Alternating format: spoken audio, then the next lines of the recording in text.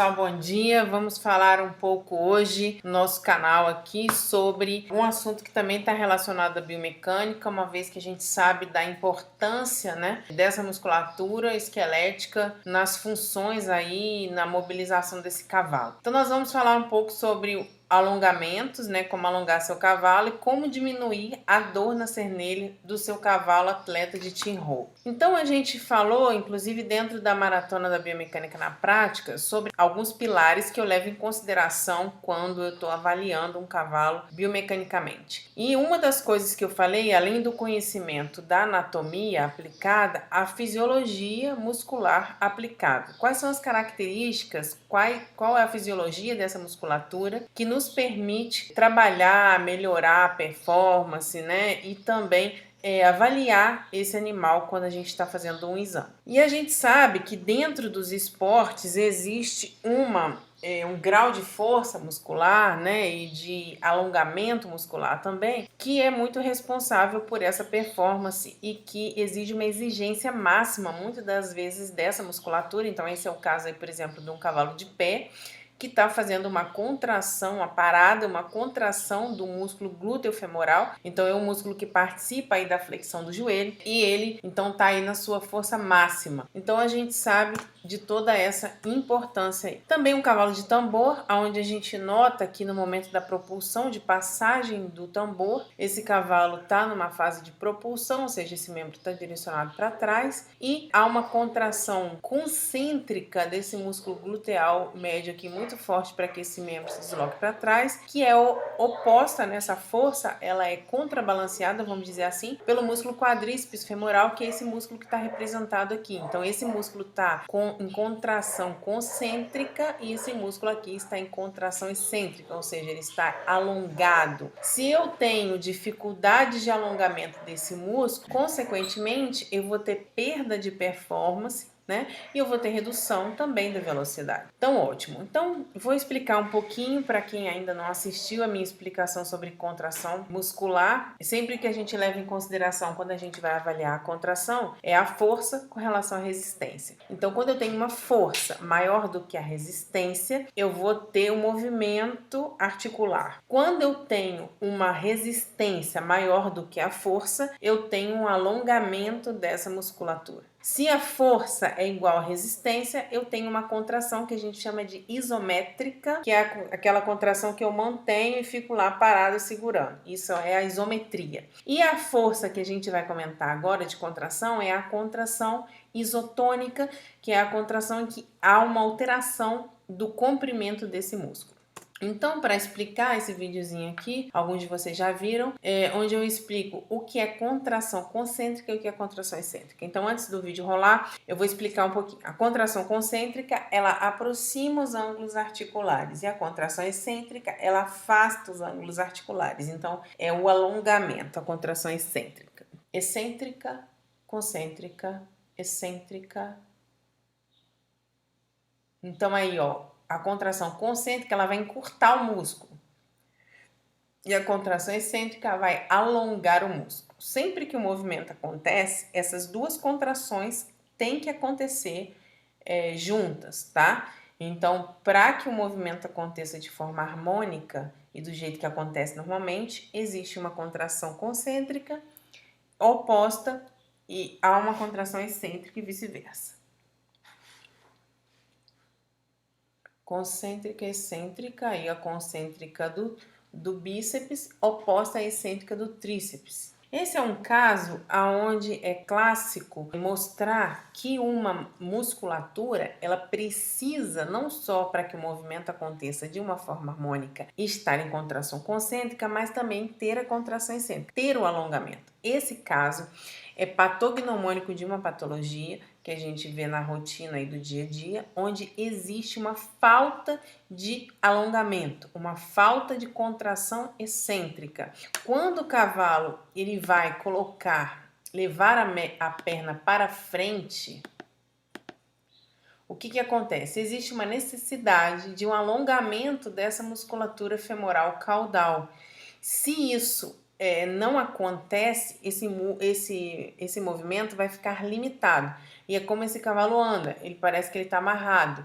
Então ele tem um andar como de um soldadinho, ó. Notem a movimentação do membro pélvico esquerdo dele, ó. Então é como se ele tivesse o quê? Travado para fazer o movimento para frente. E isso é causado por quê? Por uma patologia que é chamada miopatia fibrótica do músculo semitendinoso, aonde esse músculo semitendinoso ele vai ficar encurtado, impossibilitado de se alongar, e notem como isso reflete diretamente na movimentação do cavalo. Então, por isso existe uma necessidade de que todos os músculos eles se alonguem, né, durante o movimento. E aí a gente vai falar exatamente sobre isso. Outras situações podem acontecer também, que seria o quê? Uma exaustão muscular. Então a gente sabe que durante as atividades atléticas existe uma exigência muscular muito intensa. Essa exigência muscular muito intensa, né, se não tiver, vamos dizer assim, os recursos de ajuda disso, vai produzir uma fadiga muscular. Essa fadiga muscular vai gerar uma redução do fluxo sanguíneo para aquele músculo, vai acontecer então espasmo muscular, né, uma contração muscular ali, que vai reduzir a condução neural, a condutibilidade neural para esse músculo. Então, como vai reduzir a transmissão de impulsos, há uma perda de propriocepção e uma perda de performance. E isso aí acaba sendo um ciclo retroalimentativo. Então, a gente precisa intervir para que essa fadiga ocorra de uma forma que não ocorra, né? E existem alguns recursos que a gente pode fazer para melhorar isso tudo.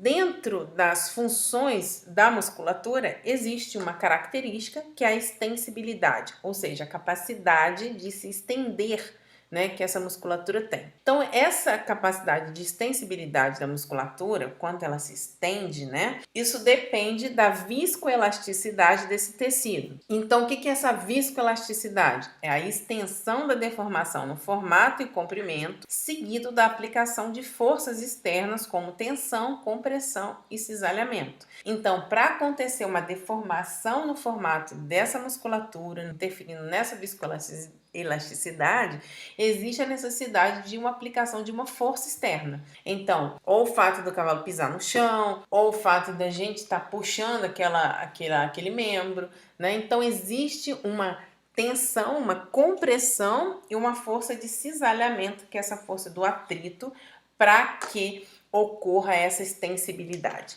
E para isso, a orientação das fibras musculares, elas também interferem, porque existem músculos que têm a capacidade de se alongar num sentido único, como por exemplo a fibra fusiforme, onde o tendão e o músculo eles estão paralelos, então a gente consegue ter um alongamento, uma manipulação maior desses músculos, e outros músculos, como por exemplo os músculos peniformes, que são músculos que podem ser bipenados, unipenados e multipenados, e que esses músculos eles têm fibras diagonais diferentes à direção do tendão. Então, muitas das vezes esses músculos têm força, mas eles têm pouca capacidade de extensibilidade. Então, isso tudo também varia quando a gente pensar em mobilização, pensar em alongamento. Então, como a gente pode interferir nessa extensibilidade muscular? A gente pode interferir fazendo exatamente mobilização. Como é que funciona isso? A mobilização ela pode ser ativa ou pode ser passiva. Então, por exemplo, quando o cavalo está lá pastando, ele está fazendo uma mobilização passiva por ele mesmo, tá?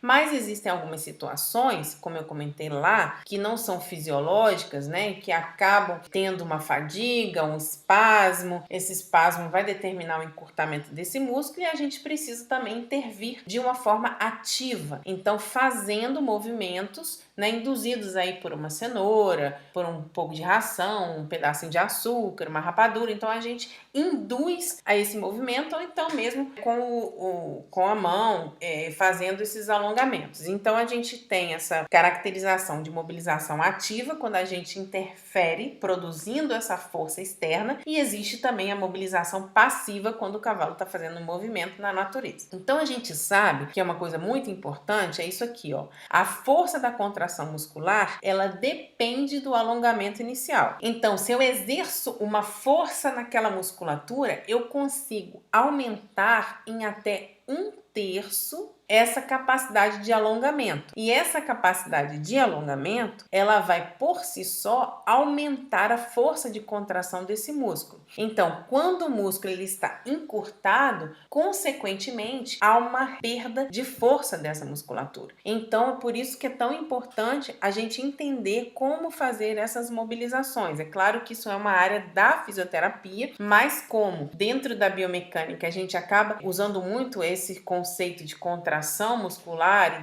e sabendo da importância disso, é que eu resolvi abordar esse tema sabendo que isso é uma, vamos dizer assim, uma área da fisioterapia. O que acontece então nessa mobilização, que pode ser passiva ou ativa? Os movimentos, eles acabam sendo mais longos e mais lentos e mais extremos do que os produzidos durante uma atividade atlética. Durante a atividade atlética, normalmente, esses movimentos são curtos e são rápidos. Então, quando existe essa mobilização, então, é produzida de modo ativo ou passivo, esses movimentos eles se tornam mais longos, mais lentos e isso aumenta a capacidade, então, de viscoelasticidade tecidual. Então, aumenta essa extensibilidade do músculo, tá? Quando a gente produz isso.